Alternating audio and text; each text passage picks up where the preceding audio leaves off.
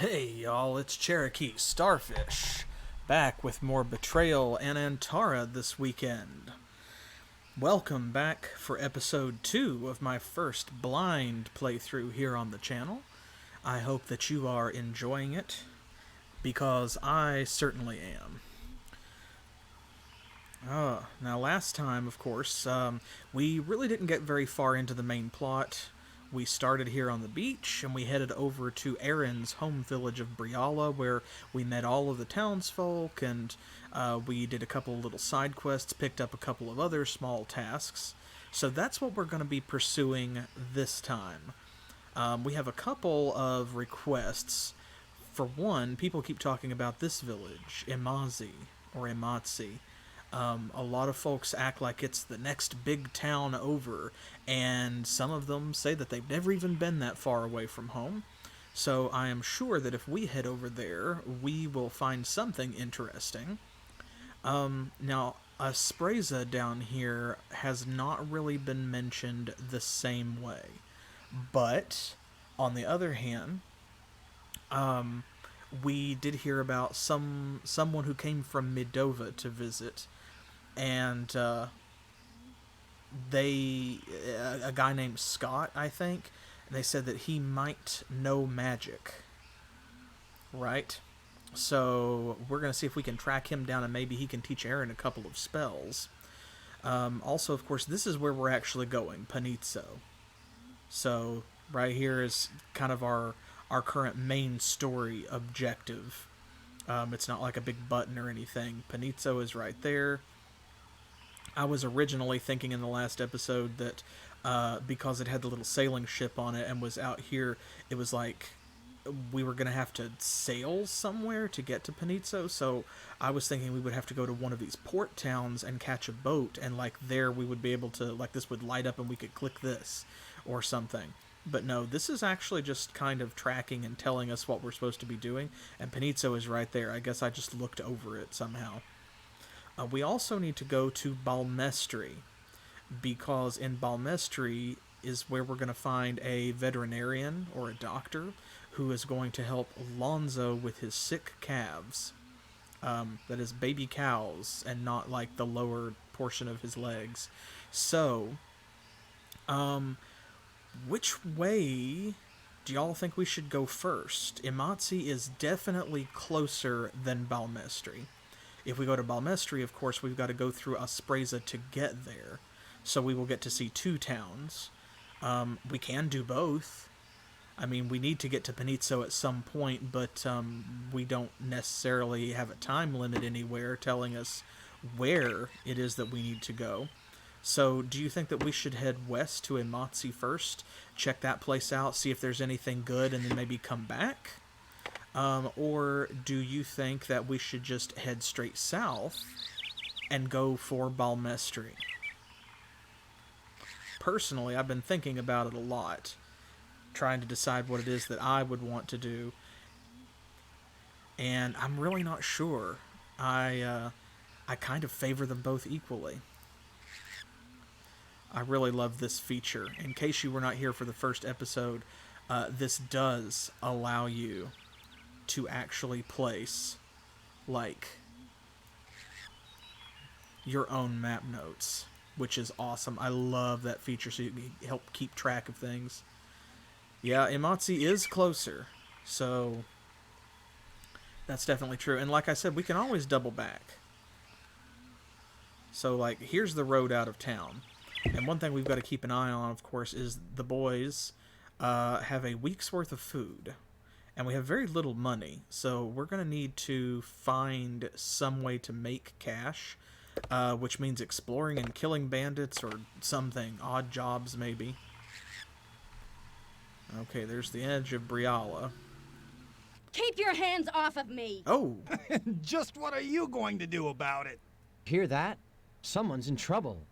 It came from over there. Oh, okay, well, that was abrupt. I guess we chose the correct direction. Don't you just hate it when a friendly little picnic in the woods turns ugly? What happened? Did she put too much mayonnaise in the chicken salad again? Why don't you mind your own business? Don't interfere and maybe we'll give you a turn when we're done. William, we've Whoa. got to do something. You know what? I was just thinking the same thing. Okay, well. Okay, so that's what happened last time. When we got into our very first battle with the Carlith. We had a screen that kind of flashed by really quickly, and we didn't get to see what it was, and so that time it lasted for a little bit longer, and it basically was just kind of a narrative loading screen, I think is all it's meant to be. The reason it went by so quick is because my computer is so much faster than they were back in 1997, so it just is insta-loading the battles. But I was able to read, like, Aaron took a breath and steadied himself or whatever, so I think it's just a text-based loading screen to keep you busy and engaged while the combat comes up. And yeah, so there are implications here. Apparently these guys, these bandits are attempting to waylay what sounded like a young lady. With the worst of intentions, so I am glad to see that our stand-up fellas here are not gonna have any of that. So let's see. First of all, okay, so here is our new spell. We successfully researched this by combining our different magical disciplines: touch, electricity, and create. And that resulted in static discharge. So now we can see what it actually does. So 25 points of damage. That's pretty hefty. Adjacent enemy only, because of course it's touch-based. Releases a shocking burst of electricity. So that is going to take stamina from Aaron to cast, but it's going to hit a lot harder than his staff. Okay, well, let's see. We're going to make them come to us like last time, because that did work really well.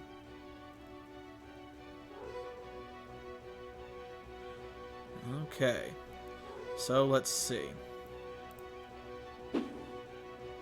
Oof, that's not great. Okay, he's got 48 stamina. Let's give it a try. Let's... Oh. Okay, cast spell. It might be... No, I don't want to abort the spell. Oh, good. Now his assessment skill is kicking in. Strength 15. Looked an enemy to be the target, so...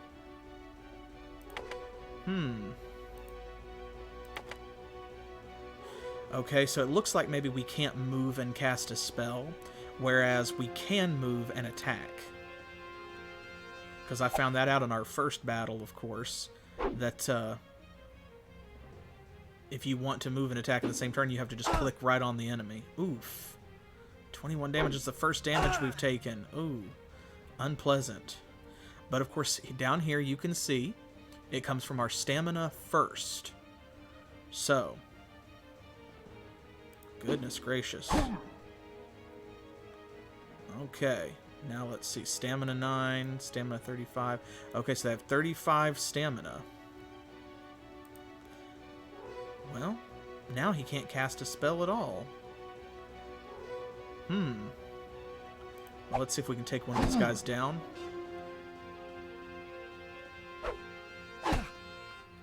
Oof. Don't like that. Okay, he still has some stamina.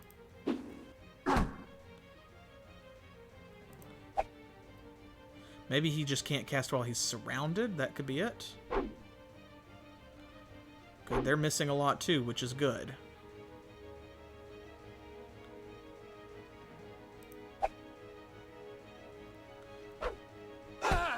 Ouch. Okay, he still has stamina as well. Good to know. Stamina 0.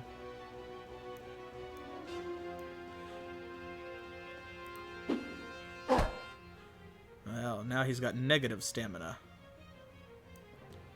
Excellent.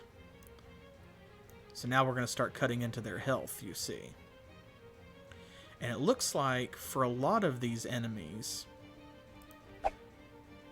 what happens is when their stamina drops to 0, they kind of run away for a turn or two. See, and then they'll come back to it. Okay, so now...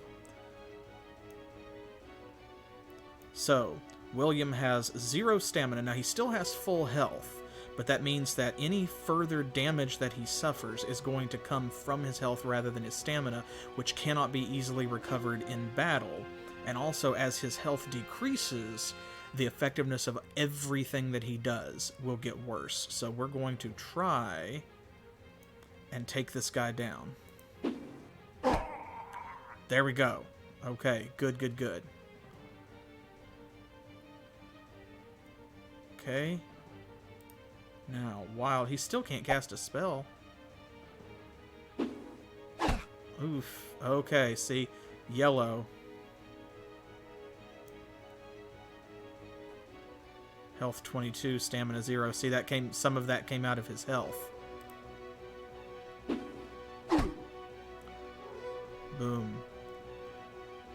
Yeah, see, there we go. You can see his health is now 22 of 32, and his stamina is 0. Oops. Of 48. Okay, so that's useful to know too. If you left-click on the character, you can just skip their turn. So, yeah, I see that the magic came back. So that is what it is. So you cannot move and cast a touch spell, it looks like. You have to already be standing next to someone in order to cast the spell, unlike with a regular attack. If you are surrounded by multiple enemies, if you're flanked, then you can't do spellcasting. You have to have a single target, which kind of makes sense. Like, if you're hard-pressed and magic is complicated, then, of course, it's going to be impossible to get a spell off, even a simple one, when there's someone behind you and to the side and in front of you and above you and whatever, all stabbing at you at the same time. So what we're going to do, we're going to try this, the rest command, okay? Oh, wow, that other guy just ran for it. He disappeared from the battle. Wasn't sure they could do that. I wondered if that would happen. Oh. Man. Oh, wow. Okay. So this combat is very unforgiving, much like in Betrayal at Krondor, right? Now, Aaron is not actually dead. He has a condition, basically, that's going to be... Here we go. Aaron's vision blurred as William helped him to his feet. I can't, he rasped. I'm dying. William cut him short. Don't talk like that. Come on, let's get you some help. Are you all right? They didn't hurt you, did they? They beat the crap out of him. I'm fine. Thanks. Think nothing Oh, of it. her. What's a pretty young woman like you doing traveling off the roads by herself? I don't see how that's any of your business. You... William Escobar of House Escobar, at your service. And this is my friend, Aaron Courdelane. Pleased to meet you, I'm sure. Now, if you'll just stand aside, I'll be on my way. I've got to get to Balmestry with these animal skins. I could tell those bandits were interested in skin, all right, and I know whose. It's a good thing we came along when we did. I had the situation under control. You know, that was my first thought when I saw one lone woman fending off an entire band of armed men. No need to stop here, William, my boy. She obviously has the situation well under control. How foolish of me to expect any gratitude. I could have taught those cretins quite a lesson without any help from you two. But whether I needed it or not, you did come to my assistance, so I guess I owe you one. I was going to sell these skins and be home with Dad before month's end, but it would appear I am beholden to you, William Escobar of House Escobar, and his friend Aaron Courdelane. Where are we bound? Just what do you mean by we? I am a woman of honor. I prefer to repay my debts promptly. I'll not have you showing up in a few months claiming I owe you a favor. We wouldn't. I'm coming with you until we even up the score. But A pleasure to have you along, Miss... Kaelyn Usher. Now let's get going. With the way you meddle in other people's affairs, shouldn't be too long before someone tries to kill the pair of you. With any luck, I'll still make it home by month's end. Wow. Okay, so, like, a lot just happened here. Okay, she is just in our party now. She is totally in our party. Wow, okay. Well, first things first. So, William here is out of stamina. We're definitely going to need to rest. Aaron, his condition is 0%. Oh, and he's got some kind of little status effect here, I guess. Health 0 of 32, stamina 0 of 48, so he's effectively knocked out. He's non-combative. And Kaelyn here, let's see. Oh, she's an archer. Hey, I love that about a girl. Absolutely nice. We can definitely use a ranged attack because we don't have one. So, excellent. Yeah, so starting at the beginning here, much like in Betrayal at Krondor, the combat can be really difficult, really unforgiving. Sometimes you're going to see these knockdown, drag-out fights like that one where enemies get away, they beat the crap out of your party members, and because, much like other games such as Saga Frontier, like your skills improve through use, you don't have a leveling up system. So what that means is that the only way to get better at what you're doing is just to keep doing it, or to do side quests that reward you with like stat improvements. So that means that until we rest, Aaron here is he's not gonna be able to participate in combat, and if everybody gets that status, then we lose. So unfortunate. And man, Kaelyn here, she's got a bit of an attitude. I'm not sure how I feel about that yet because of the delivery. Like, yeah, I agree with y'all. Like, where she's going and what she's doing is not necessarily their business. He seemed to feel kind of entitled to her gratitude after saving her life, and like, I guess I get that to a point, but like, I don't know. I'm not even gonna get into that. I just I think it's really funny how she just forced her way into our party. Okay, so let's see here. Melee, defense, she's pretty good at repair, decent at scouting. Lockpicking, gambling, and archery. Okay, so now he already has 33 in gambling. And he's our lockpicking guy. And of course now see here too, this is a really good example. Look how everything he has is 1. Because he has this condition.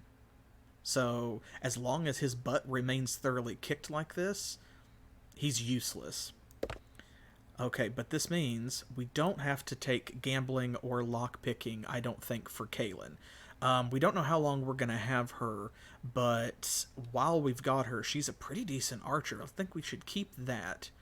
Let's do scouting, because that way we can avoid ambushes and stuff like that. And I want to check. Now, his foraging is pretty good. Hers is too, but he's actually focusing on it. So let's have her maybe do stealth, perhaps, if we're going to split them. There we go. And then I want to examine her equipment real quick. She's got a leather jerkin like everybody else. She does have a short sword, so she's not incapable in melee, which is good. Now, this is the first ranged weapon we've seen. Kaelyn strung the bow and gave it an experimental pull, deciding the tension on the string was about right. The lightweight bow was perfect for traveling. It could be readied quickly should a beast, whether 2- or 4-legged, cross their path. Okay, condition's only 50%. Ooh, so it comes damaged. That's great. Oh, Kaelyn held an arrow up to her eye and sighted along its length. Satisfied the shaft hadn't warped, she set it back down. With a good bow behind it, the arrow would fly straight and true. So you'll notice here, the bow has an accuracy modifier, and it does have a damage modifier, but that is 0 for this. So the bow itself doesn't do any damage. Yeah, right, stealth archer. Stealth archer every time. Just saw that. Now this does not have an accuracy mod, conversely, but it has a damage mod. So she's going to get +5 to hit from the bow and 10 damage from the arrow base. And then she's got these animal pelts. Although they weren't as valued as wolf or bear skins, the small animal pelts could still fetch a good price. Okay, now I'm going to risk going up here, and we are going to check these bodies out. So let's see, we've got 3 and 23. We have some bread. The thick-crusted peasant loaf filled the stomach and helped stretch other provisions a little further. Excellent. So now we're up to 18. So I'm presuming that since we now have a third person in the party suddenly, it's going to take 3 rations every time we rest. So now we have 6 days of rations with the help of that bread, which, because if this is like Betrayal at Krondor, the rations I don't think spoil. They said that.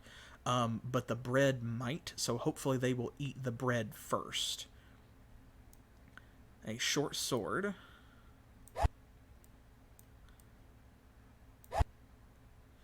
And 2 leather jerkins. One at 96%, the other also at 96%.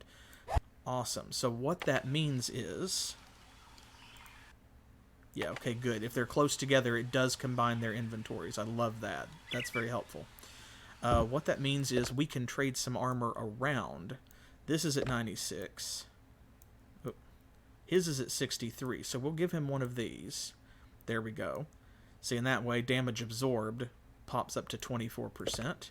Same thing for her. Now, okay, hers is at 100%, so...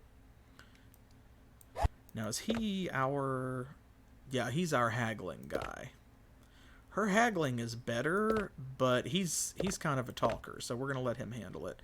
Now, likewise, her short sword. Okay, condition 100%. His is 89%. So we'll give him one of these. There we go, a little bit of a switch. And then we can sell the damaged ones. Now, I am not seeing any particularly, like,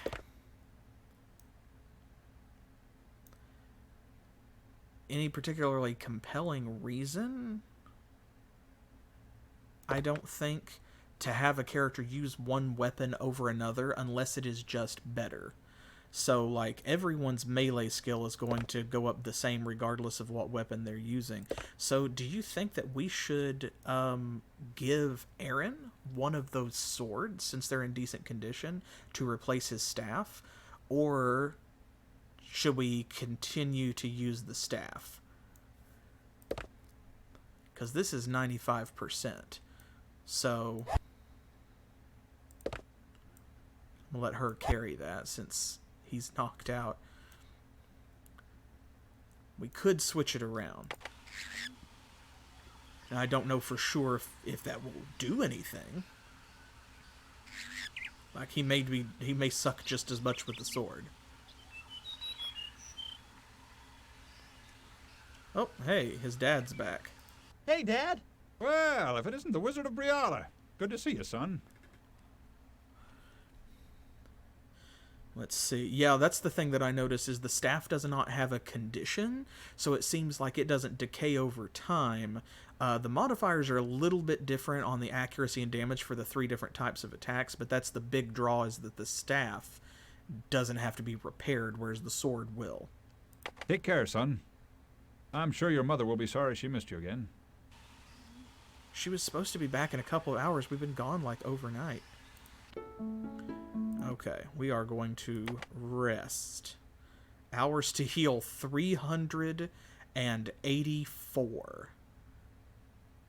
Wow. Okay, so I think what we're going to have to do is we're going to have to use one of these.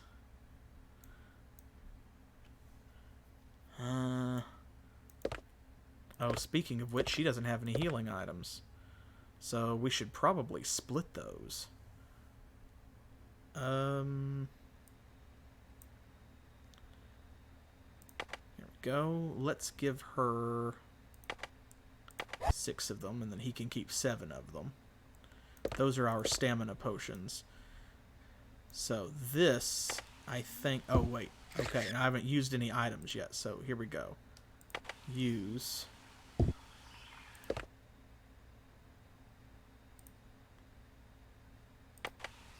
Yeah, I want to...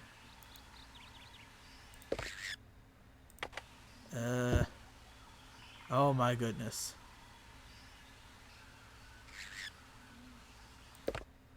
Okay, come on now.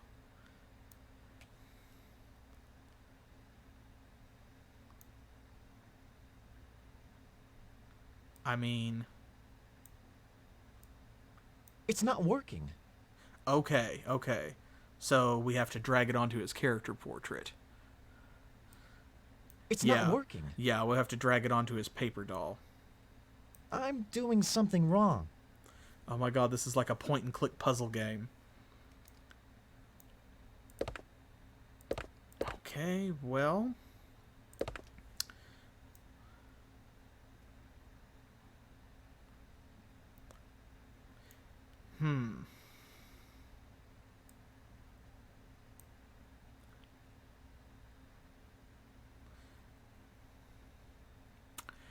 I'm not sure what to do about that. Because... I mean... It seems to be a healing item. Surely you can't only use it in combat. That would make no sense. Huh. And this, again, I think... might be... It's not working. Oh, ooh, okay. So you can use items on each other, too. Wonder if that means I can... I wonder if I can combine stuff. I have to keep that in mind. So this, yeah, is going to be to use it out here in the world. It's not working.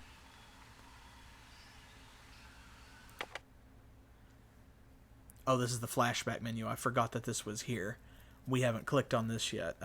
Okay, so characters are added to the list at left as you encounter them. Topics are added to the list at right as you discuss them. When a character is selected, only the topics which you've discussed with that character are shown. When a topic is selected, only the characters with whom you've discussed that topic are shown. Replay a full conversation by selecting a character and clicking the play button. Replay a single topic by selecting a character and topic and clicking the play button. Okay, interesting.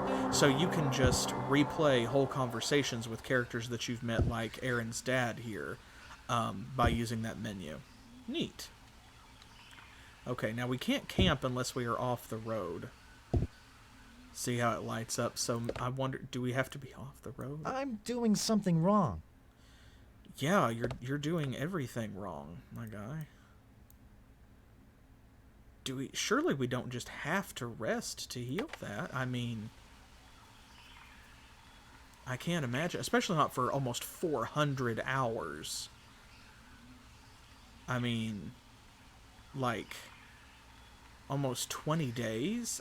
It kind of makes sense, but that's incredibly punishing, especially since we only have food for 6, and we don't have enough money to, like, buy too many more rations. Because rations were, 29 for 14. So, I mean, cheese is 5 for 5. So we could buy 10 stacks of cheese. That would give us 28. That still wouldn't be enough. So we would literally starve to death if we have to rest that long in order to heal. That cannot be right.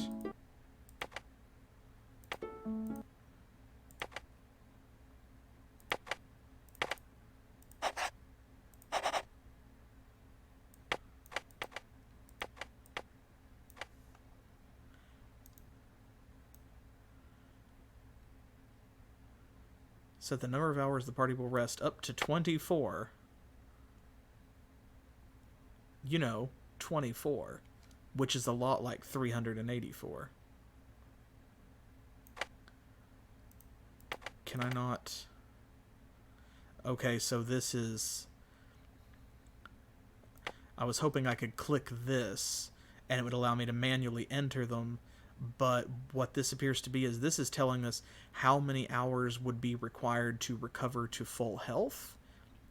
And when you click that, it sets the manual hours to rest down here to that number. So that way, if you want to just rest until you're healed, then there you go. So, you know, that's a good thought. That could be it.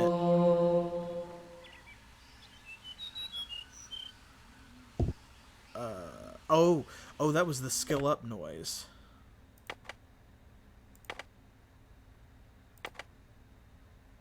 Yeah, that was the skill up noise. Oh, I think her scouting increased maybe or something. Her stealth.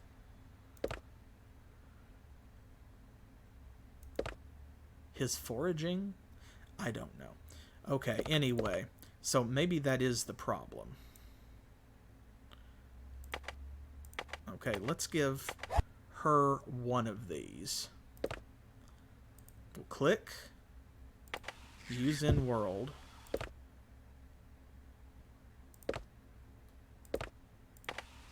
Okay, that did not seem to work.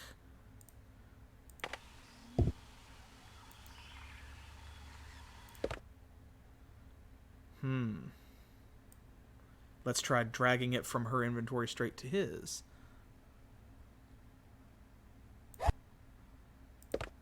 Just double click on it. Okay, I remember it saying that in the directions, but I thought that that was the same as this. Let's see. Oh my god. That is obtuse as hell. Aaron carefully mixed some of the powder with enough water to form a sticky paste, wrinkling his nose.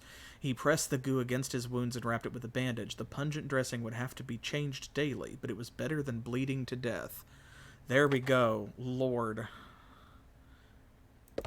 Okay, so... now here's the question. What does that actually do? Because he recovered nothing and still has that condition. So, maybe all that does, because it said it would accelerate thank you for your help. Appreciate that. I could have been at that all damn session. The whole stream could just be me going, yeah, that's what I was about to say. I'm guessing that what it means is it reduces the number of hours required to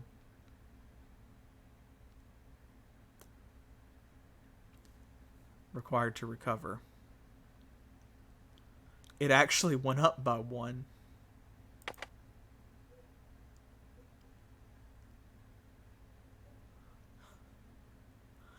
I am losing my mind. Wow.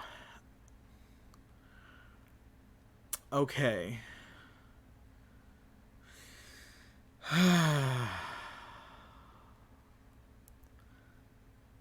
The world of medicine is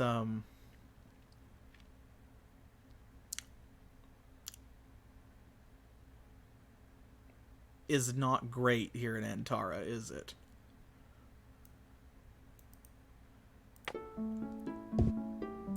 Okay, let's try one of these. We have 12 of them. Aaron unstoppered the bottle and drank greedily. His skin tingled as the pure, clear water took effect, purging toxins and infection and closing open wounds. So let's see now.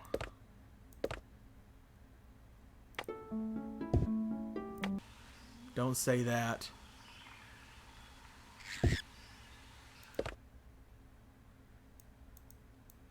That did nothing. So he used the herbal powder and he drank a healing potion. And it said closing open wounds, so that might work on health as well as stamina. But nothing happened. Well, it's not time. Okay, wait. Hours to refresh 5. Okay, 95%. Okay, now wait a minute.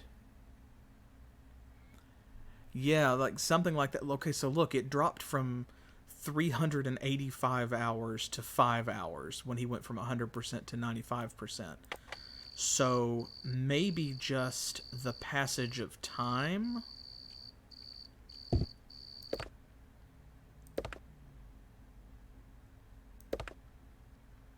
The only way we can see that is in the camping screen. Hours to refresh, 6. Okay, so something we did seems to have dropped that. Let me go back into the tavern. Or the inn, rather, and let's see. Okay. It did decrease. Maybe it's just the inn. Maybe we're better off camping. Okay, let's try resting for 6 hours. Okay, so he increased because, of course, for him, he just needed to recover stamina anyway. We saw there for Aaron, it went down by 1% from 95 to 94.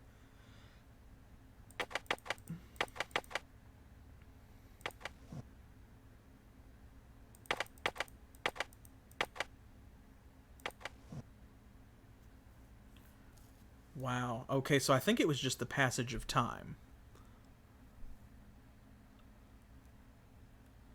Maybe that could be it. It just could be. Man, this is pretty raw. Because we've already used some of our food. Okay, I'm just gonna see.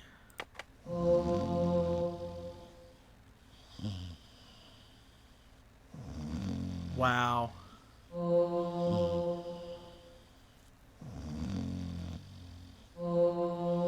Something's happening, so that's his skills going up or something.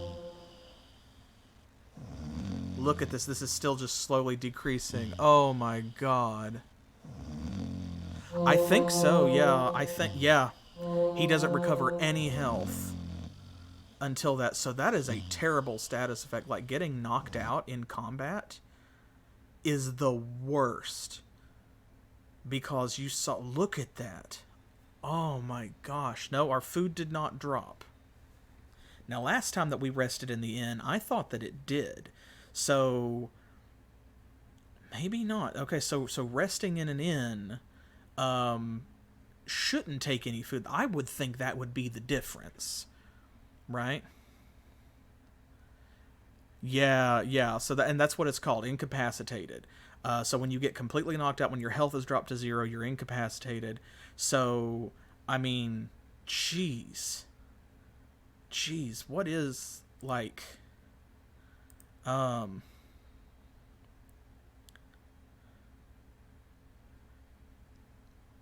let's see, what was that? 24, 16 days. Wow. Okay, so we had to rest for over 2 weeks just to get him back conscious again. Now, at least the food part, I feel better about that because, damn, I feel like that should be the difference. The benefit of resting in an inn should be that they freaking feed you. Whereas if you camp outside with the moths and the bears, then you should be eating rations.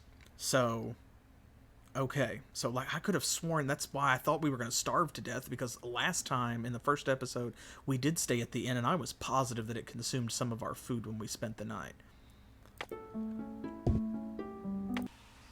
Man, so that's going to suck later in the game, and I'll tell you why. It's because this is just a guess. I don't know this for sure. But I am going to theorize that, like, because this is Aaron's inn, like his dad owns it, we're being allowed to rest for free. When we go further into the game, to other villages and stuff, they're going to make us pay for that. We're not going to be allowed to rest for free. That is my going theory. And we cannot just walk back to Briala every time that we need to rest. especially not if somebody's injured and there's like random encounters and things. So, oh my god, that is brutal. Okay, but at least something.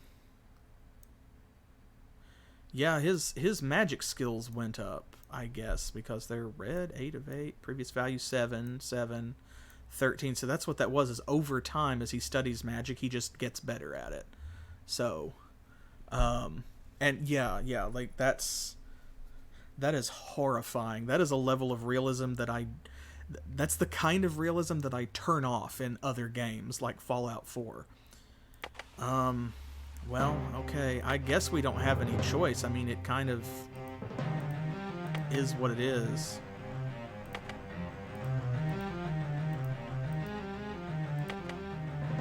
Wow, it is the menu. There we go. Okay. It wasn't loading, and I was like, ah. Okay. Well, I guess we just have to eat that time. We'll call that an unfortunate learning experience, and we're gonna move along. Now, we were headed to Amatsi when we encountered Kaelyn, but now that she's joined our party, she wants to go to Balmestry to trade those skins. And we also have a quest down there. So, how about we head that way? We'll go to Balmestry, and we will see what happens along the road. And there we go. I can steer from the map. Whee! Woo, yay! Ta-da! Okay, now, we've got to keep an eye out for random encounters, but also for things like, treasure chests in the woods.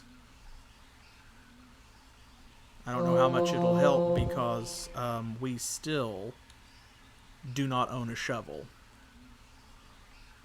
Somebody else leveled something else up.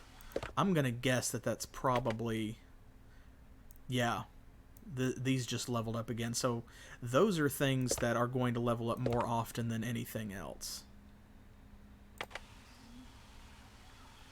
Probably they're going to do that because... like I'm guessing. Let's see. Because they have less division between them. Like, it's only divided in 3 versus 5. So their other skills are going up much more slowly, but his magic skills are going to level up much quicker, which is good. Ooh. Hey, a random encounter. Okay, let's try this. We need some cash. Let's kill these bandits and give Kaelyn a try in battle. Because with an archer. And yes. As far as I know, they've not given us any kind of like deadline to make it to Panizzo. So him studying on his own, as far as I can tell, is a good thing. I hope. Okay, here we go. Okay, so let's see here. There's Kaelyn. 40 health, 52 stamina, 5 movement, so she's faster than they are. Well, she's the same as William. You can see he's got range 5 and speed 4. Range 5, speed 5, so she is still faster and can move about the same. Okay, strength 18. I still don't really know what strength is, and condition 100%. Okay, now, shoot an arrow. At this distance, Kaelyn can determine anything, blah, blah, blah. Okay, we got 2 of these and 1 of those. He's got a staff. I'm guessing he's like maybe a mage or something. Oh, wait. Here we go. I have to actually click. Aha. Accuracy 39%. Ah. If I shoot him, I know I'm gonna miss.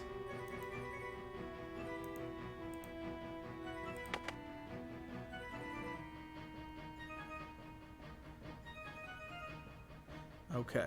1, 2, 3, 4, 5. Okay, so I can actually go up there and hit him. I think.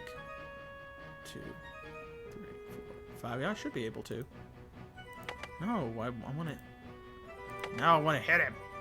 Oh, my gird. My gird. Okay, and it can be decreased over time, I guess, so... by, like, certain status effects and things. Okay, I'm going to come over here and flank Kaelyn. Because we know that Aaron is weak sauce. I'm going to put William in front of him. Let's play this very strategically. Oh, that guy is booking it. Wonder if he's just going to try and run for it, or if he's just keeping distance because he's a mage. There we go. Actually turn our grid back on. Okay. Pirate. Aha. Okay, yeah, I can see that. They kind of look like pirates. Defense 28, health 36.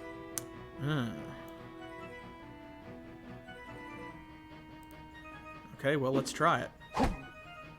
22. He's got a lot less health now. Okay, now.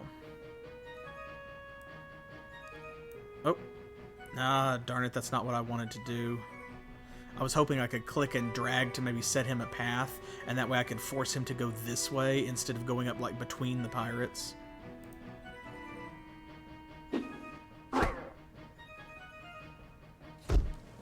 Oh!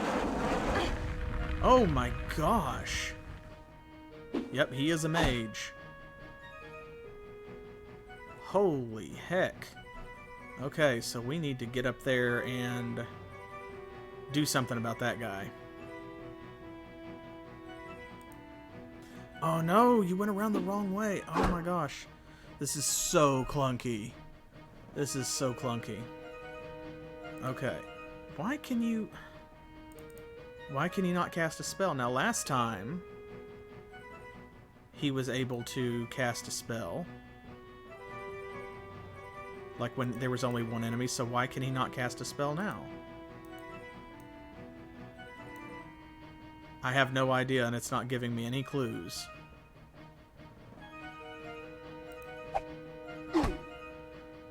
Okay.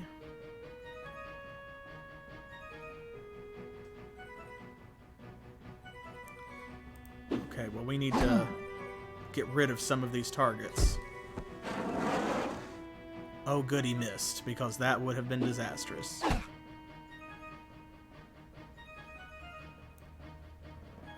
Okay, his stamina is still 11. That's good.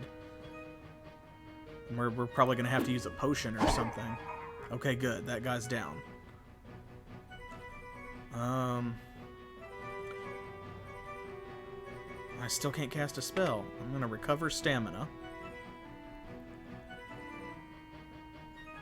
Let's see. Yeah, the game just says no, it really does not want me going up there, like, towards that guy. So, here, but the further away we are, the worse his accuracy is going to get. Okay, so now he can cast a spell. Why? What's the difference? At the beginning of their turn, once the character has moved or attacked. Well, and that makes sense, but, like, it was the beginning of his turn. Maybe it does. Maybe it means the beginning of a round, but see, look, now when she came over here and flanked this guy, it lit up. Okay, and William was flanking him earlier in the other battle, so I think that's what it is like if he's just one-on-one and doesn't have anybody helping him, he can't cast spells in melee. That kind of makes sense. Yeah, exactly, like he's not being targeted anymore. So when the enemy's paying attention to someone else, he can do it. Okay, then let's give this a try. Let's do this. Cast spell. Have a little magic of our own. Boom! Oh, wow. Okay. Dang. Well, that ended that fight. Oh, he recognized that Aaron there is the most important target. Man, that blew him forward a turn, too. Oof. No, I want to look at... There's Aaron. Okay, health 7, stamina 0. Okay, well, we have got to get that mage down. Man, that's not great. Zones of control.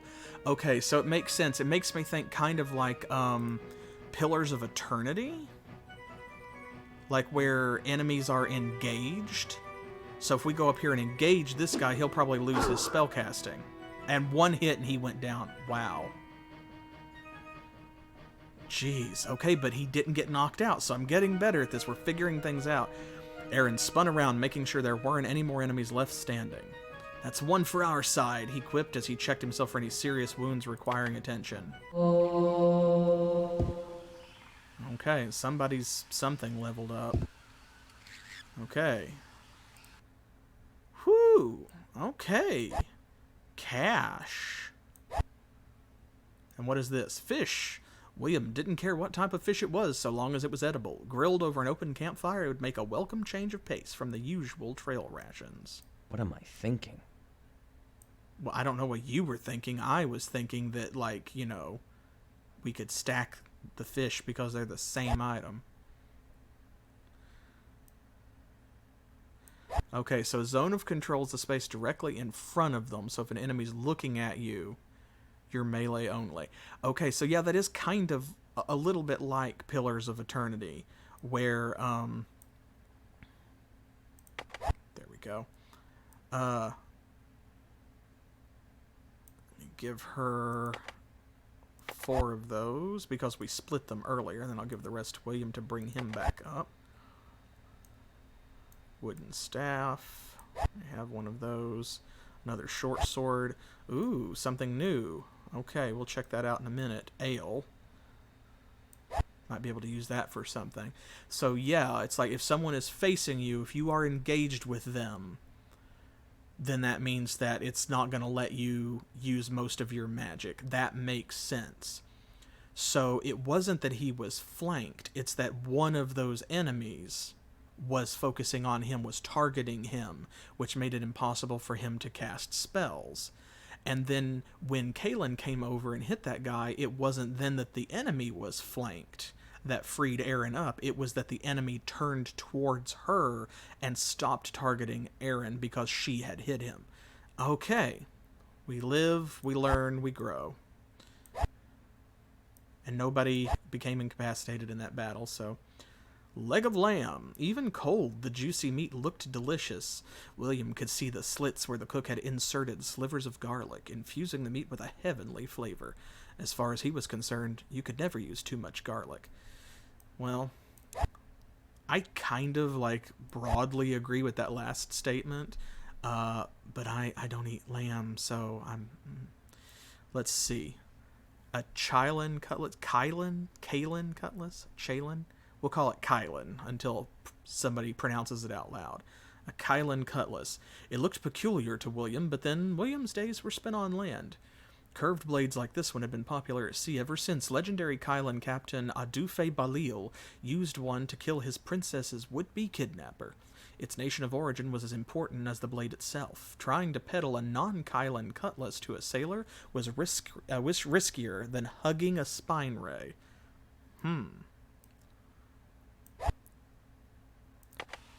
Okay, so this is some new kind of sword, and it looks to like we may have to visit a shop soon. I hope there's one in the town coming up because their inventories are starting to fill up, and I believe they do have limited backpack space. Like, I don't think he can carry anything else at this point. 96%, 95%, 100%, even though she's been hit. Well, we will give this to Aaron because it is slightly better than the one that he has on. And slightly is still better. Okay, so let's see here. That's kind of what I was figuring. Because we have some, like, this seems to take up 4 slots. You know, like, these are 2 or, you know, what, this is 1, 1, 1, 1, 1, 1, 1. And then this is 2 because it's taking up 2 high and 1 wide, and then this would be 4 because these are 2 columns. So he's got like one more column of things that's 1 space wide now that this has been given to him, and he's got 3 spaces, I'm guessing. And then she would have 7. So, okay, let's see here. Now, this is only 40% condition, but hardness 20. That is twice the hardness of the short sword. So, now, of course, this is slightly damaged, so it's supposed to be, instead of 4s and 9s, it's supposed to be 5s and 10s.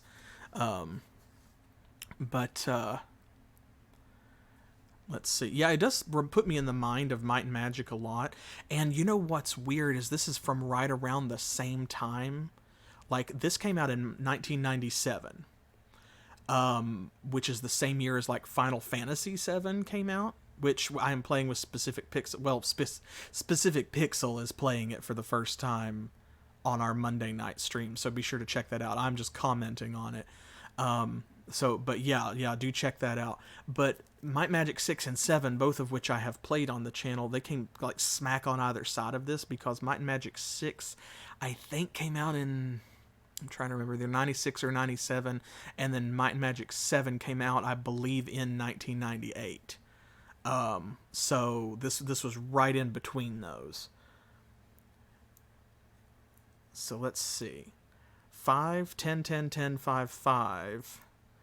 And this is 0, 2, 4, 6, 4, 6. So we really can't get an accurate, like, I can guess at the stats here, but until it's repaired. I'm guessing its thrust modifier is just 0 because it's a cutlass. And then that's probably like 5, 10, 15, 10, 15. So it's a terrible thrusting weapon, but if you're swinging or hacking with it, it is better than the short sword. So if we can repair this cutlass, then it might actually be pretty good. Where are we? Need to watch where I'm going. Let's get back on the road. Ah, more pirates. 3 of them again. Okay, so I'm pretty confident now that we can take them. But we definitely don't want to go in with Aaron having no stamina, because where his health is damaged, he's going to suck at everything. So we can either drink a potion or we can rest. I vote rest, because we don't know how much potions cost in this next town. They might be the same as back in Brial, or they might not. Okay, so I'm gonna save it. Just do a safety in case this turns out to be really stupid, because, you know, in some games, them standing right over there would make it impossible to rest. They would attack us as soon as we built a campfire. 57 hours. Oh my goodness gracious.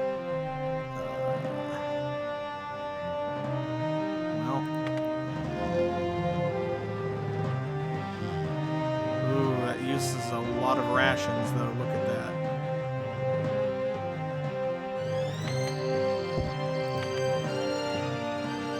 Man alive. Okay. And they are not recovering anymore, weirdly.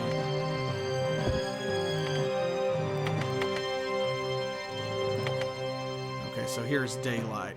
This is kind of like, you can see the line going across. The bottom half is day, the top half is the night hours.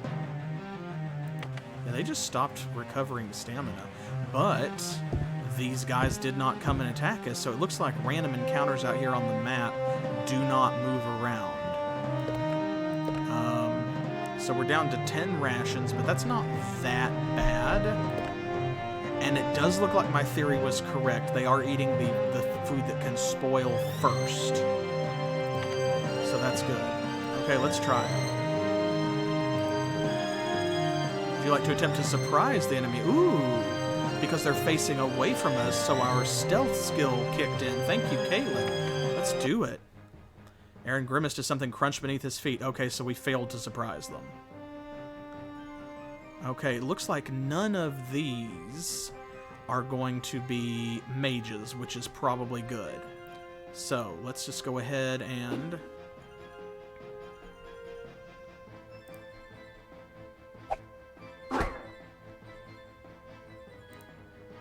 was going to put my back to this guy, but I'm willing to risk it. Good. Oof. Okay, but that's still stamina. What I'm counting on here is that Aaron will be able to get off a static discharge and maybe just end one of these dudes, because he's got a couple in him. As long as he doesn't get hit, you see. So let's try it.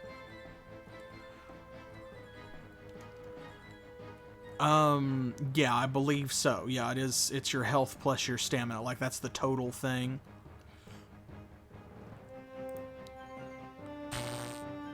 But their health wasn't damaged, so let's see. Yeah, there was a lot of combat systems around this time that did this kind of, like, the hex-based.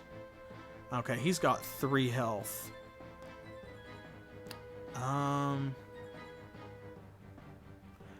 gonna go ahead and hit him and take him out. Okay, yeah. I was thinking that she hadn't gotten a turn yet, but still. Okay, so I'm going to come over here and attack this guy. I want to shoot with her rather than using... Okay, yeah, and I still... Yep. Okay, well... but we only have 10 arrows, is what I was going to say, so, like, I'm nervous about doing it. Okay, so let's take this guy's attention off of Aaron. Even though he missed, he's still engaging William now, which means that now Aaron can hit him with one of these. Okay, I'm learning. We're learning. Okay, now I'm just going to go ahead and hit him this time to save on stamina. He's going to try and run for it. Oh, he did run for it. Dang, I hate that. I really do. Because there's no experience in this game, so like we're not missing out in that fashion. But when they run and we don't get to kill them, then they don't leave a corpse behind, so we don't get their items. Okay. We've seen that one before. Okay, once again, somebody's something leveled up. There we go. His melee increased because he has been using it. Excellent. And I like that you can right-click in here and, like, the number stays red until you acknowledge it so you can see what actually went up. His spellcasting has finally got up to 11. Because these have gone up. Oh, look! Oh, he learned a new type of magic. Oh, that means we can research a new spell. Okay, I'll come back to that in a minute. I'm excited. Okay, she has not increased yet. Okay, the skills are going up a lot slower than I thought, but we do have all of them devoting just 20% of their efforts to, you know, each of 5 different skills. And the game did tell us that if we focused more on one skill or on fewer skills, it would go up faster. So that's to be expected. Okay, spell casting. So, range. Affect a target beyond the caster's physical reach. Okay, well, I want those to all go up, but range is definitely where it's at. I'm going to take touch off for a while. Well... No, I'm going to leave it on because it's still only divided between 4, but right now he only has 1 spell and it is touch range, so I want touch to keep going up.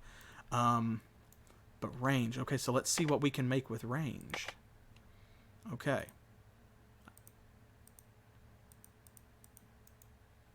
Yeah, I know, I'm trying to...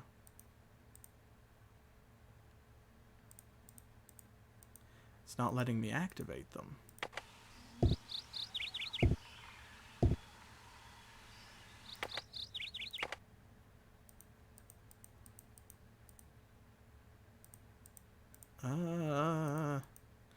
Last time I just had to click on them.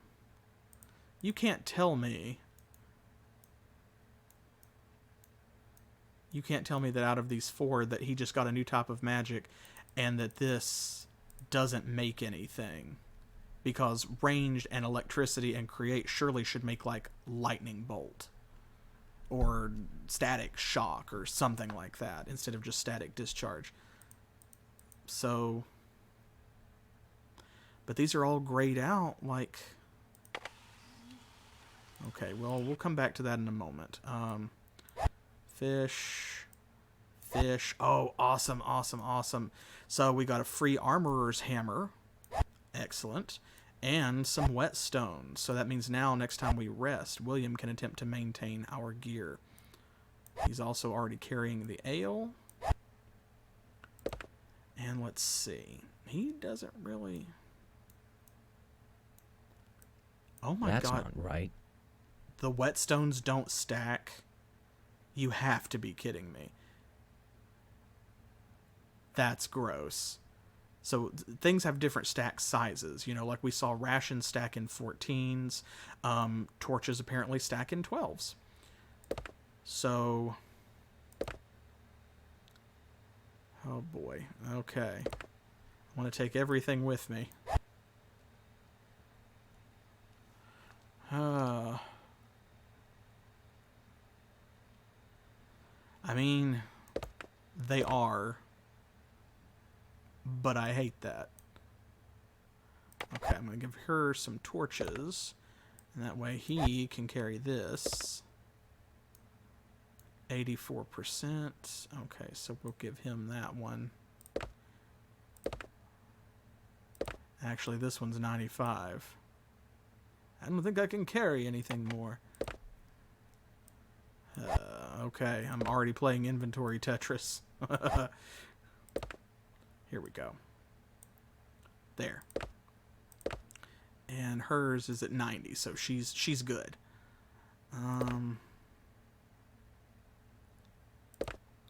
So we have 1 piece of armor and a sword. Yeah, no, it absolutely is. Betrayal at Krondor had come out just a couple years before, and this was based on it and used a lot of the same programming. I talked about that a lot in the first video, where it was intended to be a sequel to Betrayal at Krondor, but because the initial DOS release of Krondor did not sell as well as they wanted, what happened was... Oh, I'm going to have to leave something behind, I think. They sold the rights to make a game back to the author, and so then they couldn't call it Betrayal at Krondor. Like, they couldn't make a Rift War game out of it. And that means then that 7th Level Studios, I think, snapped it up, and they're the ones who made Return to Krondor, which was the licensed sequel. And then Sierra and Dynamix still had this system, and they were like, well, what do we do with it? So they invented an original world and made a sequel anyway, and they just called it something else. And yeah, it puts me a lot of mind, in mind of things like Albion and like Lands of Lore, stuff like that, Kyrandia. Okay, so here we go. This is a Sprayza. If we can find a shop, maybe we can go back there and get that other piece of armor. That is an inn. I don't want to stay at the inn yet.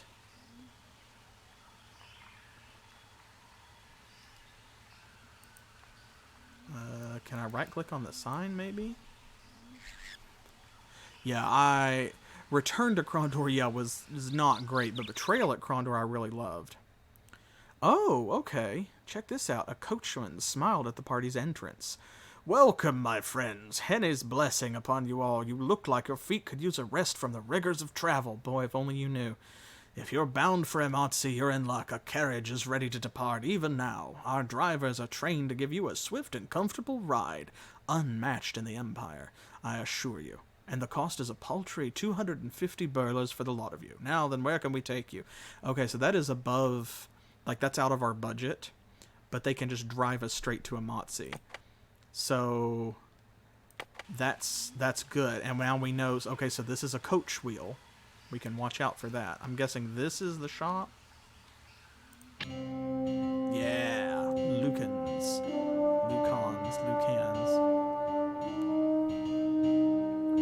searching for items. There doesn't seem to be anything. Okay, so let's see. We want to sell. Give you 17 burlas for this leather jerkin. Sure. Now what I'm going to do, it's going to look a little weird, but I'm going to cycle everything through William here. And the reason why is because he has haggling as a tagged skill. So I want him to do all of our buying and selling so that that will go up. Item failed to generate any response. Ooh. Okay.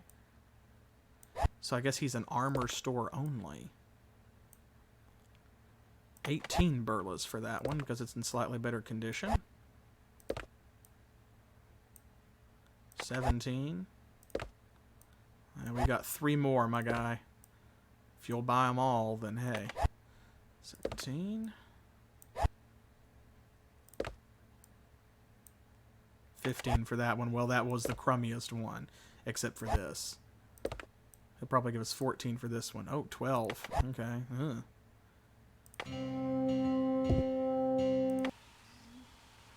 Okay, that did not level his haggling up, but... Where are our... There they are. I was looking for our dead pirates. Good, their bodies didn't disappear. So that's a few more burlas in our pocket. Head back over here and sell that one too.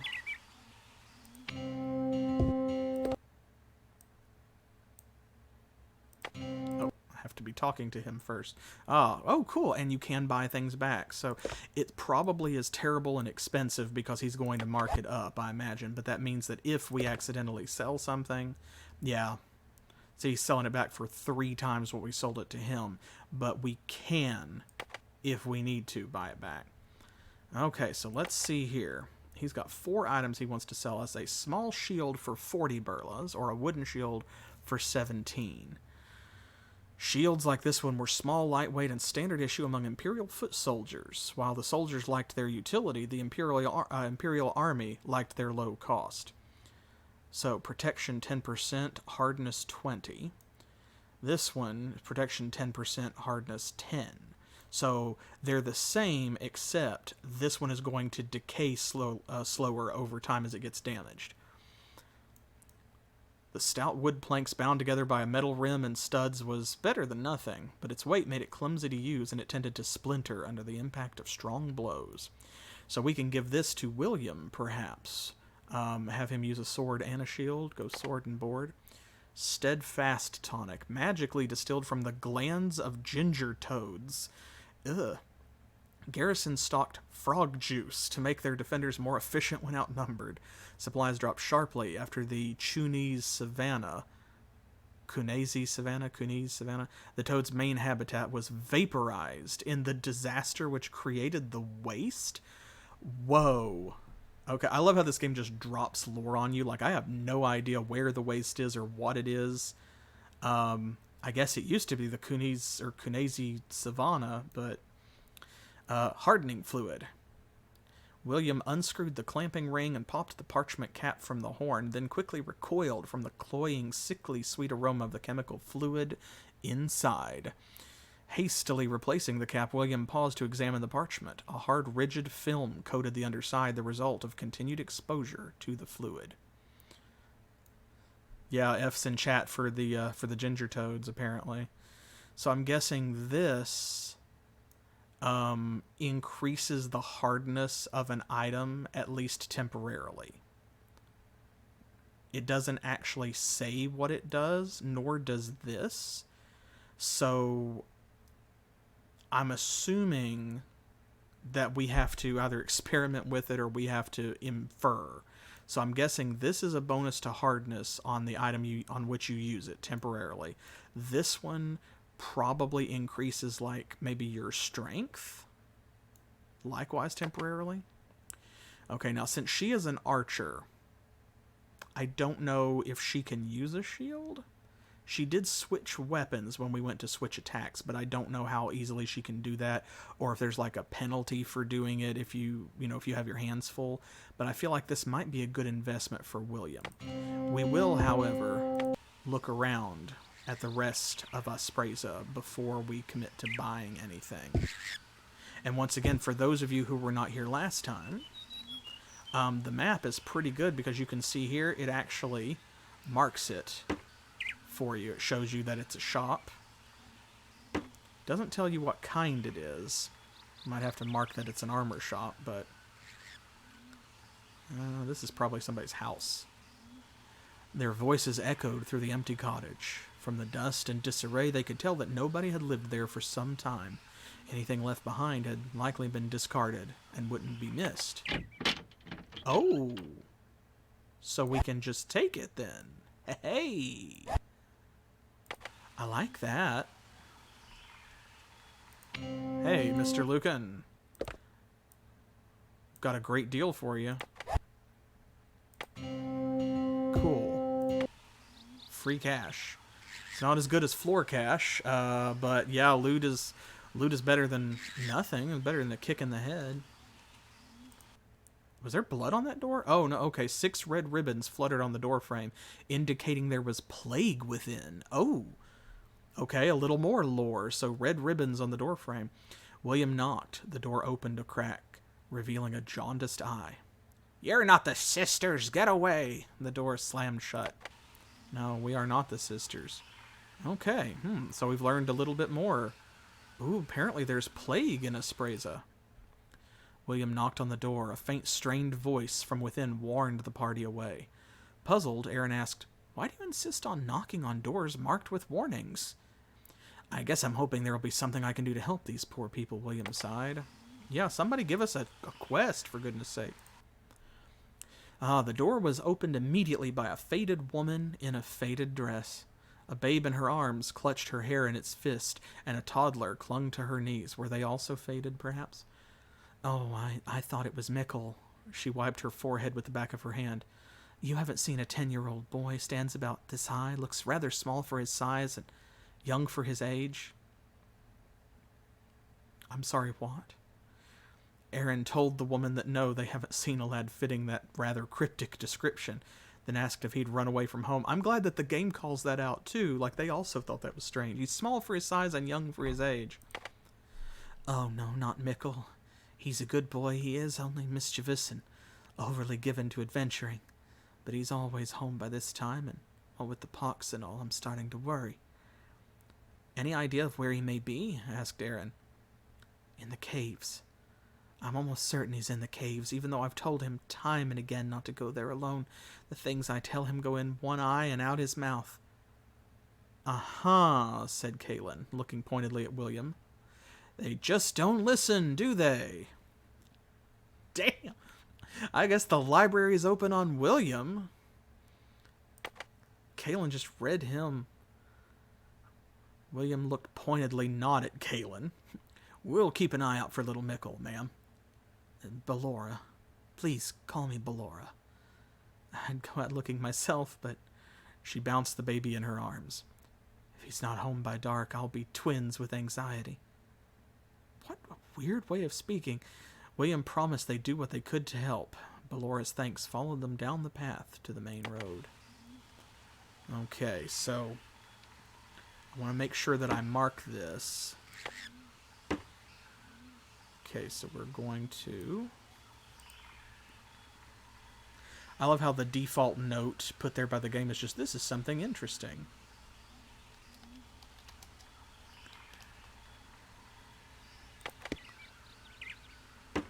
Okay. We've got to make sure that we remember what this stuff is.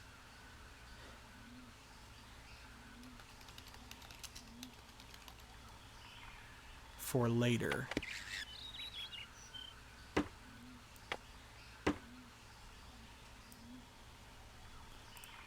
Because the game does not really seem to have a journal function. I mean, there's the flashback feature.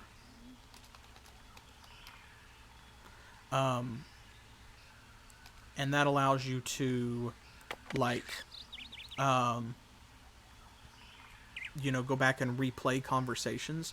But there's not just a simple journal feature that actually tracks stuff like your side quests. So I am keeping some pen and paper notes, which is something I haven't had to do with the game in a long time. The last time I think I actually had to do stuff like that was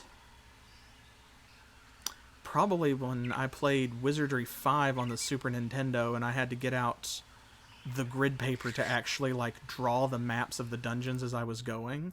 And of course my husband looked at me like, "What are you doing?" It's like, "Oh, I see you've never played this game." A ribbon on the door indicated that the feeble pox raged within. The travelers went on their way. Okay. Feeble pox. So now we have a name for it. And it's apparently a known quantity. Because Aaron understood what it was automatically. And he acted like William should as well. More plague. A red ribbon was tacked on the door frame. William was about to knock when he heard sobbing through the door. "I think there's been a death here. Let's leave them in peace." Okay.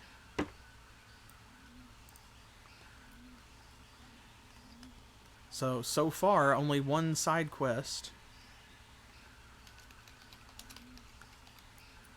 But, that seems to kind of be, like, standard, I guess, because we only got one in Briala as well. Their voices echoed through the empty cottage. Okay, so more loot. Hey, we found some old discarded cheese. Well, that's awesome because that will go a long way towards recovering our rations. Okay. One more building besides the inn. Oh, and I want to save. Oh, methinks I see a random encounter up ahead. Huh. Looks like more pirates. See what this is. Oh, the Temple of Kor. Hey. And remember we were told earlier, don't take Kor's name in vain, so he's some kind of god. Yes. Oh, thank you. Awesome. I'm glad that the gross floor cheese inspired you to stay. I will do all that I can to bring you more gross floor cheese as the game continues. And my goodness, that organ is loud. This game, the volume is all over the place. Okay, so we can only sword some of these people. We can only talk to one of them. Yeah, it really picked up there all of a sudden. I turned it down some, but I hope it's not still, like, overwhelming. Okay, there we go. Oh, and suddenly silence. The brother of Kor paused in his meditations to greet the party. He spoke quietly, both in reverence to the face he served and respect for the others seeking Kor's guidance. Why is face capitalized? "You are welcome here, my friends. We of the Brotherhood hone the twin edges of knowledge and vigilance, and their blade can never harm you. How may we be of service?" Well, that's kind of an interesting greeting.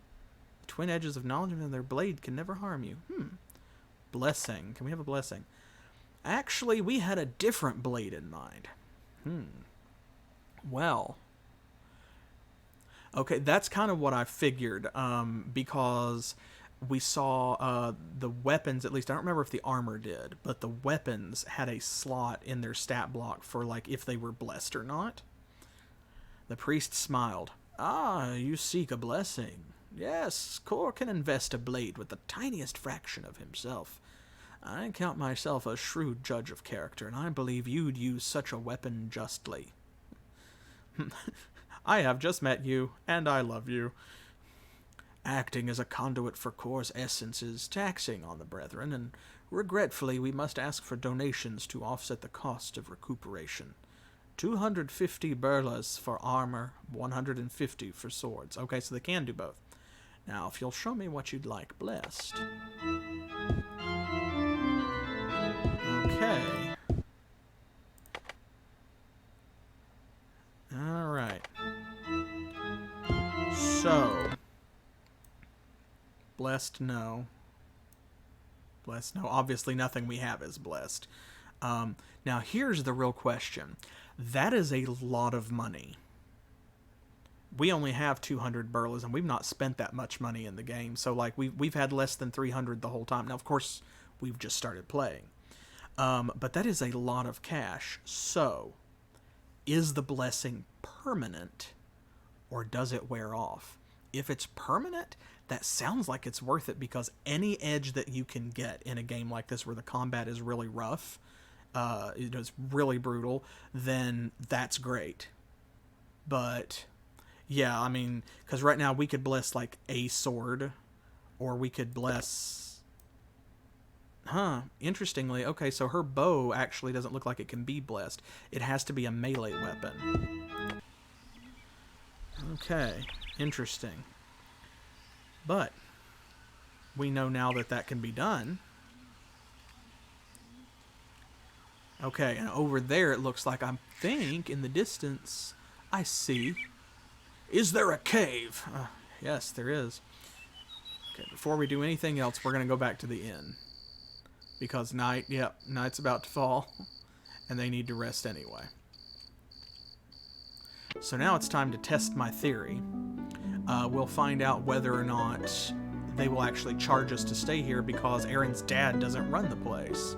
So, I'm guessing they're permanent at that price, especially because if they don't do anything to increase the hardness of a weapon, like improve its durability or whatever, then you would still have to repair and maintain the weapon. So it's going to gain a bonus to accuracy or damage or both, but you're still going to have to treat it like a regular weapon, and it's going to decay like one. So for that price, surely to make it into a +1 short sword or cutlass or what have you, that is permanent.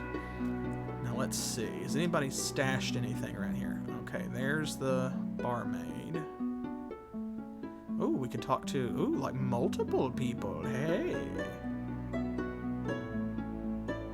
I'm not seeing any hidden item indicators.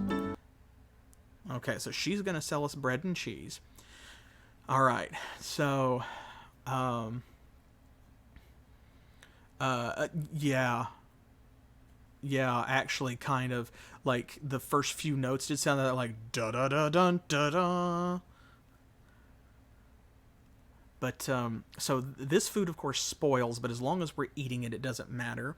And because it's 1-to-1, this is way more cost-effective than buying rations. The only benefit of rations seems to be that they don't go bad, but I also, and this is untested because, I mean, we've only rested a few times and been hurt a little bit, and I haven't really got the data, but I'm thinking that rations, because they complain about them tasting terrible or not being great, like the trade-off for never spoiling is that they recover less health and stamina when you're camping. But I don't know that for sure. What I do know is that cheese and bread presumably again can go bad, but they cost so much less. So if we need to stock up on a lot of food and rest between towns, this is probably what we're going to be buying. Okay. Okay, same thing. He is also going to sell us bread and cheese. What about this guy? Have I blacked out? Have I been whisked across field and stream by some arcane force? For if my eyes tell me true, then I must be in Briala, for its most inquisitive son stands Oh, is this before me. Scott? Scott, it's great to see you. It's Scott! You haven't been to the Lion in months. And the good people of Briala are so distraught by my absence that they've gone scouring the countryside to court me back for an encore. I'm flattered. I'm happy to find you here, but nobody's out hunting for you.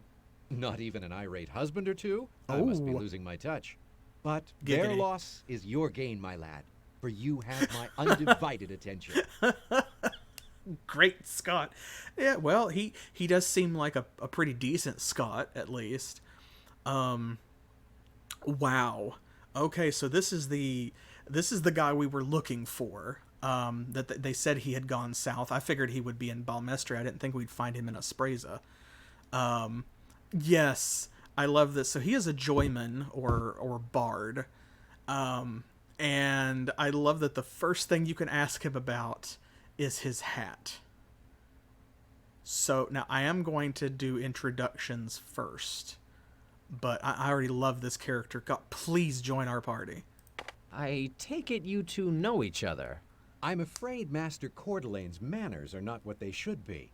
I am Scott Gratisi, teller of tales, singer of songs, Adulterer Drinker of of drinks. wives. lifter of spirits, And women's skirts. Oh my and gosh. master showman par excellence. Scott comes to my father's inn every now and then. Dang. And Aaron keeps me up the whole night, forcing me, against my will, Oh my. By keeping his glass full, to tell him tales of foreign kings and magic spells.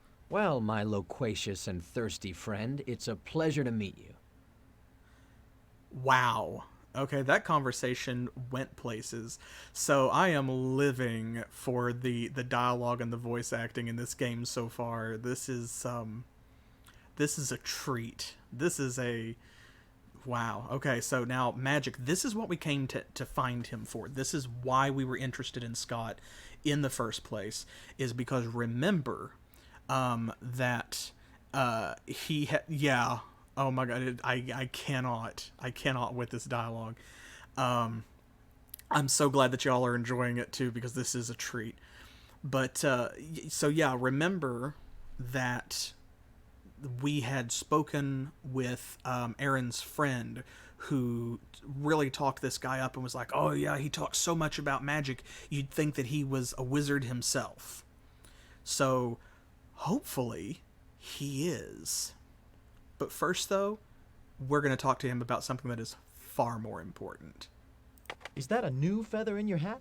Yes, a courier gave it to me just a few days ago. He'd never before heard the story of the Malachite cat. That old chestnut? That Trakaw must have been a hatchling. You're getting quite a head full of feathers there. Well, Trakaw make for the toughest audience, but the rewards are worth it. When I make an appearance in all my glorious colors, people know they are in the presence of a master joy man. I see. Once again, there was a lot in there. Like, first of all, I want to hear the story of the Malachite cat. Okay, so that's kind of a neat idea. It sounds like maybe we got a little lore there. Like, so they mentioned Trakaw earlier. That's a word that was just dropped on us by Aaron's dad when he described the horrible flying gargoyle demon thing that attacked William. So when he said a flying monster was attacking him, his dad was like, a Trakaw? And like, no, not a Trakaw, something else. So Trakaw must be some kind of bird creatures that are like a known quantity. Something that everyone around here is familiar with. And it sounds to me like basically whenever a bard goes around and really impresses someone, they are gifted a feather to put in their hat. So maybe like the more feathers someone has in their hat, you can tell at a glance that like the better bard they are. That's kind of a neat idea, actually. I might steal that for Dungeons and Dragons. Okay, well, let's ask him about magic. This is why we came. Guess what, Scott? It looks like I have magical abilities. You don't say. What can you do? Make women disappear just by looking at them? Damn, No, really. Scott! A flying creature attacked me and William, and I blasted it to ash with just my bare hands. As unbelievable as that sounds, it's true. He's untrained and dangerous, though, which is why I have to kill him. What? Joking, I'm joking. Lighten up, will you? I'm taking him to Panizzo for training. Aaron, you're apprenticing with a mage. That's a good thing. Say, maybe I can help you get an early start on your lessons. Oh my gosh. Wow, Scott has no chill whatsoever, and I'm here for it. And also William just in with I wasn't expecting him to be funny. It's like, yeah, that's why I have to kill him. Okay, so yes, please help us, Scott. Any kind of help would be appreciated. As I've told you time and again, the most important skills for a joyman to cultivate are watching and listening. That and being in the wrong place at the right time. In a courtyard in Medova, I overheard a mage teaching a new pupil. You interested in what he had to say, Aaron? Sure, if you're not too busy to tell me. Well, the crowd has thinned out. possibly because they saw what disreputable company I keep. Burn. So I guess I have time to go over it. Of course, you realize that I don't have magic powers, so I can't sense the forces myself. But, as my memory is excellent, I'm pretty sure I recall the exact words and gestures. If not, and you happen to turn Aaron into a frog, I'll be sure to find him a nice cozy pond to live in. The Joyman takes Aaron aside to a table in the corner. Scott recalls the words he overheard. Then he makes Aaron repeat them until they're memorized. As Aaron practices the incantations, he can feel the magical forces combining and interacting. His sense of control is incomplete, yet decidedly present. When the lesson is finished, Aaron and Scott return to the other. Well? It's amazing. I never felt anything like that before. Giggity. It was like reaching out in the dark to some unseen force. I couldn't see much, yet I felt it out there. A great presence, like a mountain or a storm. There's so much I have to learn. The knowledge I just passed along will do little more than keep Aaron from accidentally killing himself. He needs a mage to teach him more. Well, okay, but we heard the skills go up, so it worked. It was worth something. Man, there's just... the writing in this game is really too much. Why did he say it like that? Magic powers. Oh my goodness. Won't it be great when I learn some spells and can actually do something useful with my magic? Abracadabra, Alakazam, Artemin Heximus, the King of Kuvan. Hey, I just remembered something. Wait, What? I know it's in my pack somewhere. Ah, here. Some crumpled pages? What are they? Pictures of your favorite dancing girls? No, I think they're spells. Of course, if you don't want them, Oh, I do. I want them. then keep a civil tongue in your mouth when addressing your elders and betters. I found these somewhere, but since I haven't got your magic powers, He I did can't it do anything again. with them. Thanks, Scott. Thanks a lot. So, where did you say you found these? Ha! That, my friend, is a story for another day, if I decide to tell you at all. Wow. May your roads be dry and cool, and your ale sweet and warm. May your wit be dry and cool, and your women sweet and warm. Bravo, but you're a pair well met. Ha! And well parted, though I'm sure we'll meet again. Okay, well, that was an adventure. Oh my gosh. What a performance from Scott. Oh my goodness. The whole party has apparently had a gay awakening. Let's see. These loose pages include papers and parchments of varying grades and types, likely from many sources. So, he stole this from someone's bedside table. And they're not giving us an option to rest here, actually. So maybe they don't rent rooms. Wild. Oh, what is this?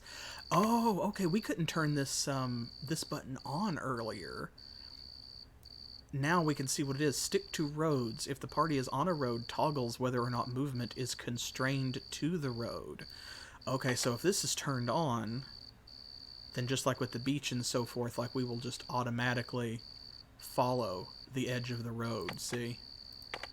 So probably we couldn't do anything with that because when we first tried to figure out what it was, we were on the beach and there was no road. Okay, first things first. Okay, so, wow. Okay, so that little lesson that Scott gave Aaron rewarded us with a +5 bonus to create. Awesome. We still can't do anything here. So, okay, so now I'm going to try double-clicking these. There we go. Aaron read through the notes eagerly. After many false starts, he finally felt he understood how to create the magical effects they described. Aaron couldn't wait to test the spells out. Okay. Ooh, and this unlocked Detect. Reveal objects, conditions, or effects which might otherwise remain hidden. Okay. Nice. 5 free ranks in that. And hey, we learned a couple of new spells. Look, because this is our non-combat magic, obviously, since we're not in a battle. So these are our first non-combat spells, and that is eerie. That is the eyeball just staring. That is uncomfortable. I'm gonna guess this is detect traps, and this is find treasure. 7th sense, resonance of fortune. Duration 2 hours, detects raw gemstones in rock formations. Oh, that's right, because there's mining in this game. Yeah, it is kind of a lot. But yeah, if you equip a pickaxe, remember, like, you can fish, you can mine, stuff like that. So, okay, so this either tells us where the gemstones are, and maybe we can't find them easily without that spell, or it gives us like some kind of a bonus, perhaps. This one, let's see. 7th sense for 1 hour, detects trapped chests before they are opened. Okay, so this one's very situational. This is like, whenever we find a chest, we're going to need to cast this first before we try picking the lock. Okay. That is so funny because the animation makes it look like it's flapping as it opens and shuts, so it's just like love it. Yeah, exactly. It looks like a shark mouth or something. And it is still not letting me click to like adjust a new spell or to put together a new spell. I don't know if that is a glitch with the game or if he really does know all the spells that he can make with all of these. I just can't believe that he knows 5 different areas of magic now, or magical components, or schools, or whatever you want to call them, and the 3 spells that he has are the only ones he can make with a whole combination of all the possible combinations of these 5. That can't be right. But I don't know what I'm doing wrong, because when he first started out with magic, this was already switched on so he could learn static discharge, and I didn't do anything else. So I remember turning them on, turning them off, because remember they make a noise. But it's like they're just grayed out right now, so I don't know what's up. Maybe it's because he's not at full stamina or something. I don't know. Let's camp.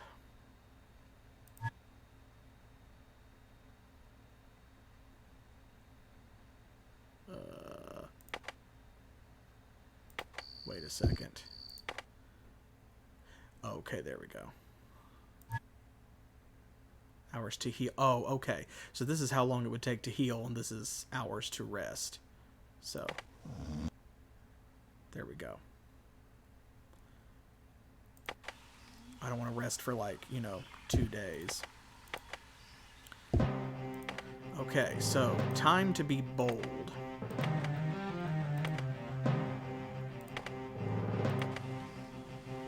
I want to head on over here. We saw another random encounter. So, and yeah, that's possible. He might need more training before he can learn new spells. Okay. So we have more side quests now. The cave. Let's see if we can sneak up behind these guys. There's 4 of them. I think one of them might be a mage. I think I see a staff. They're not at full health, but we're gonna try this. Oh, we didn't get the chance to... Maybe I have to click on them.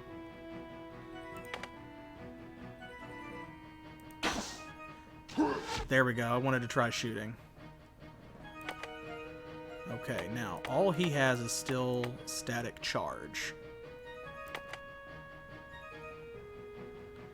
So, I'm actually going to have him rest. And he did recover some stamina. That's good. Okay, so now this time...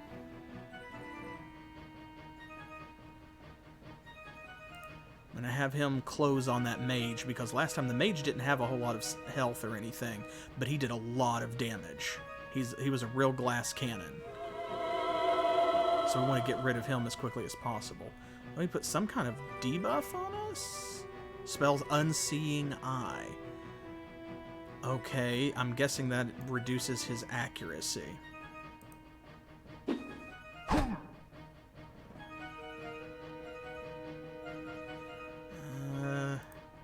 I knew he was going to walk around that way, damn it.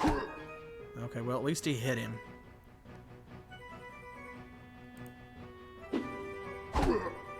Hey, nice. Got him. Hey, and they're missing Aaron, yay! Okay. Stamina 11, strength 23. So strength is kind of as close as we've got to, like, a level in this game, like telling us what we're capable of.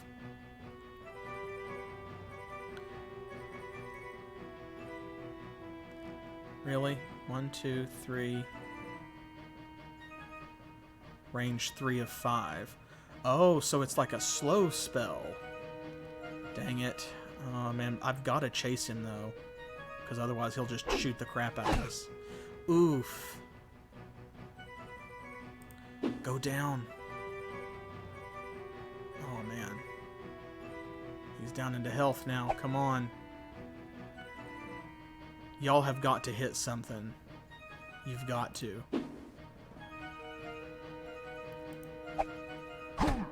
There we go. Okay, that's a little better. Come on, William. Take him out so you can get back to the fight. Don't hit Aaron. Leave him alone. Ooh, that's not good. He is surrounded. That guy is still up. Jesus.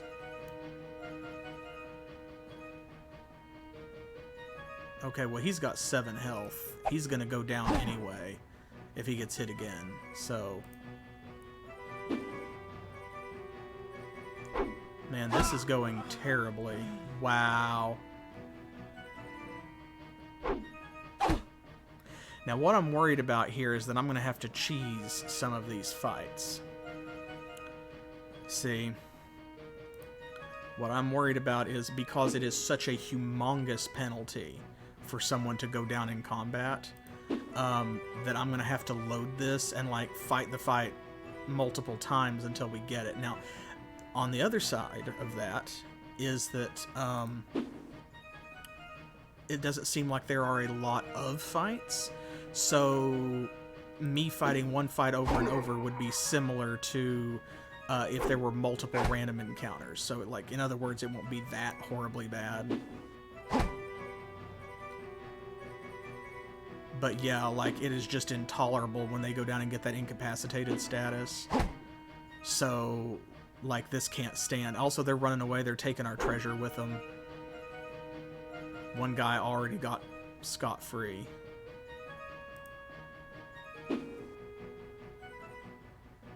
And we are just rolling so poorly on these attack rolls. See, look at that, they're missing every time. I'm not sure if these enemies are supposed to be this much stronger than us. Like, maybe we're just not supposed to come this way. But I mean, look at this. We fought, what was it, 4 guys, 5 guys? 2 of them have already left the battlefield, and we can't hit the last one.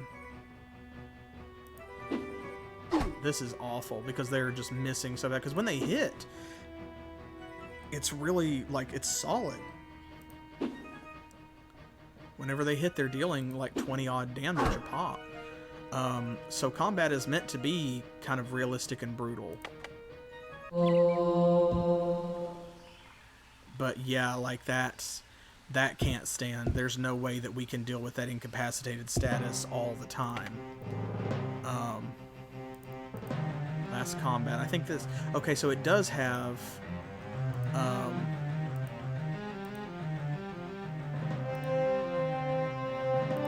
thought I saved a little before that.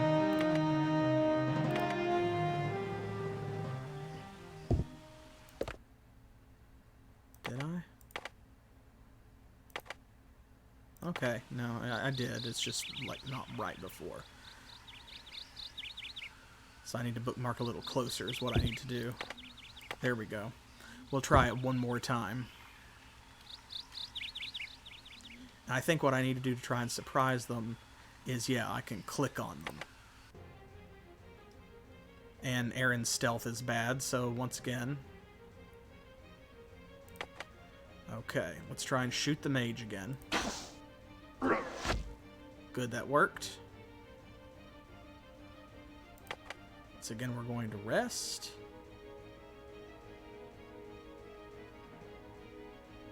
And again, his range is 5. 1, 2, 3, 4, 5. Okay, he can move in there. Good.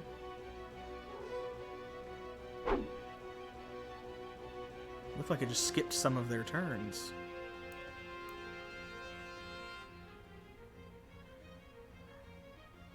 Okay, so the red, what that is it's moving into their zone of control, I think is what's happening. Yeah, because it's right in front of them. Yes, that's what it is. Okay, alright. 39%. Now, that's such a lucky hit, so I think I've got to stick with melee. Okay, well... let's attack this guy from the side, then. It does seem like maybe there is a little bit of difference when you hit them from the side. Maybe, just a bit.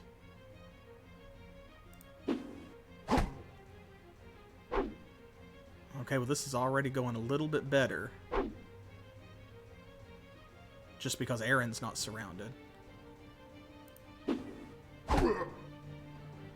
Okay, now. Static charge. Come on, Aaron. Oh man, he tanked that. Do not run away. Gotta get him.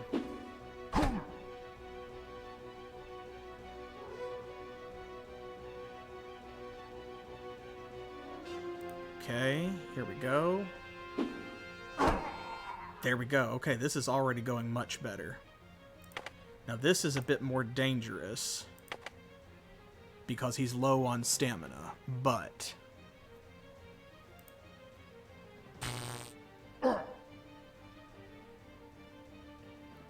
gotta risk it.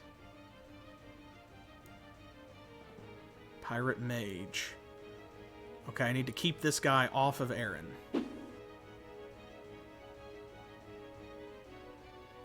Okay, he's low on stamina, so now I'm just going to attack. There we go, Mage is down. Okay, this is going so much better. So we just got really unlucky last time, is what happened.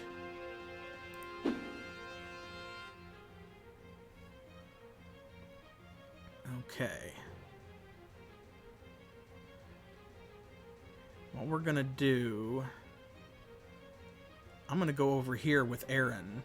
And if they want to chase him because he is a mage, then that way I can kite a little bit. And in the meantime, he can recover stamina and then come back into the fight with more magic. Okay, there we go. That's William's first hit, so he's still got plenty of stamina. Now she is down into health, which is not good. She just lost 5 health. But at least it was only 5.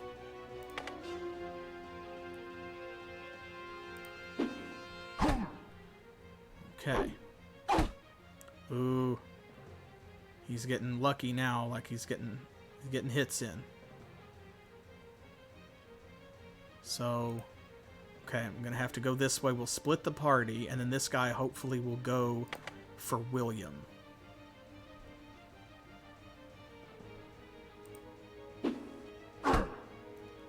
Okay. Oh, this is so tense. Because I know how brutal it is and like how bad it's gonna be. Basically. Run this way. Okay, he's got enough for another spell now at this point. Let's see if that did anything. Health 8, I'm not sure.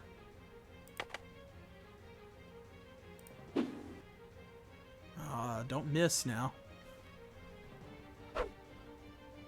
That's not good. We don't like it. Okay, no, she did recover stamina. Not health. So. I'm going to move Aaron up here, and that way if this guy comes up and tries to engage Kaelyn, he'll be standing there already and won't have to move in order to cast a spell. Oh, he ran for it. Oh, dang. Okay, but that still is better than what happened last time. That was much better. And look at this. Okay, so his melee went up by 1, his defense went up by 1. Touch, create, and electricity all increased. In fact, that one went up by 2. Nice, because he cast so many static charges. And for her, her archery, her melee, and her defense all went up. Excellent. Excellent, excellent. So I'm going to loot these bodies.